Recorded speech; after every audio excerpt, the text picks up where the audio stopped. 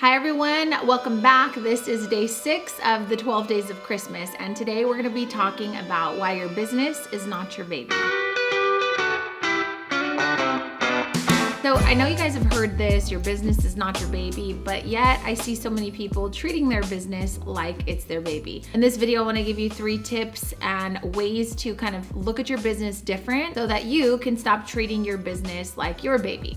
So tip number 1, we need to run our businesses with more logic over emotion. And although lots of people will tell you your feelings have no business in your business, I do agree that that is true, but I do understand the sentiment of you built something with your blood, sweat, and tears from the ground up, and you're highly attached emotionally to it. So I get that, right? I did that too, but I will say from someone who came from having a corporate career, being held accountable for numbers and results and production, I took a lot of what I did in my corporate career into my business, and that was I focused on my numbers, I focused on profitability, I focused on facts versus my feelings. And I think that that was one of the things that I could attribute a lot of my success to. I didn't hold on to menu items if they weren't selling just because they were my grandmother's recipe and everyone in the world should love them as well.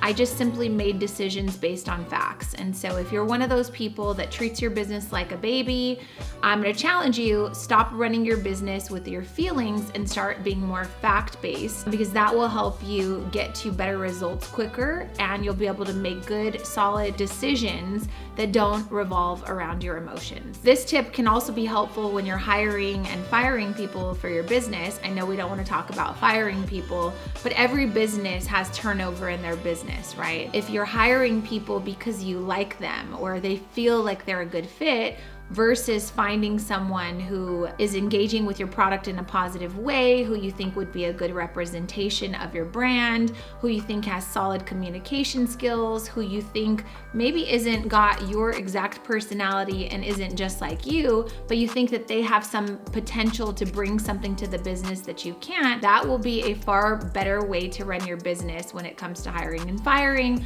versus just going off of your emotions.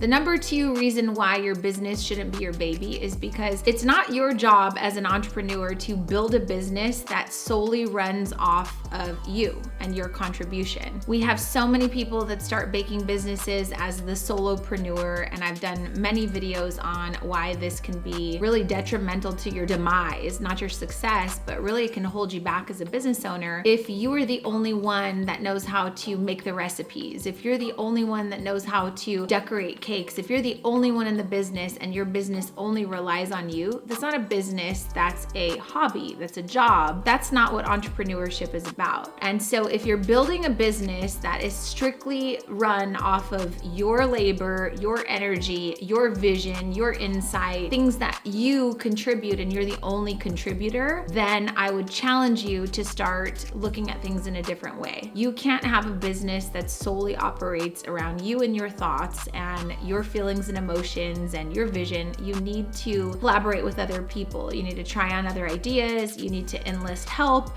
And that comes as you grow. As you make money, your goal should be to hire your first employee. Your goal should be to maybe hire an assistant or a virtual assistant. Somehow, some way, as your business grows, you're gonna have to offload things. And if you're not even comfortable sharing a recipe because maybe you lack trust or you think someone's gonna steal it from you, then you're not really building a solid business that will be scalable. You're just kind of hoarding all the responsibilities. Your business can't be your baby so much to where you're protecting it and you're the only one that can run it or watch it or babysit it. You've got to think bigger if you really do want to make some money and you want to scale. Okay, and tip number 3 on why your business shouldn't be your baby, kind of going back to tip number 2, which was like remove your emotions. A business should be a financial asset. It shouldn't be a liability. If you're so focused on only working in your business and you're running your business off of emotions, it's likely you're not looking at your numbers, and it's very likely that you're not reaching the maximum amount of profitability that you could be reaching if you were to focus more on creating an asset versus just doing all of the things and operating a business that really truly is a hobby that really truly can't run without you. So tip number 3, again, is the business should be created as something that generates profit, something that makes financial sense, something that becomes an asset. If you're not focused on your numbers, which is something I talk about all the time, you need to get more granular in looking at your numbers, looking at your data, and really crunching the numbers to see where you're winning, how you're winning, what your shortcomings are,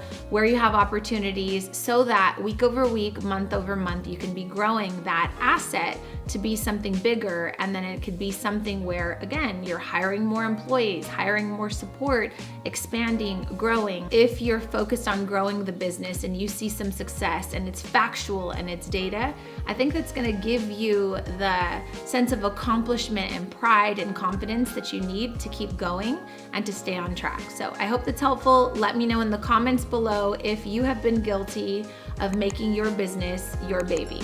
And let's chat about it. I'll see you guys in the next video. Bye.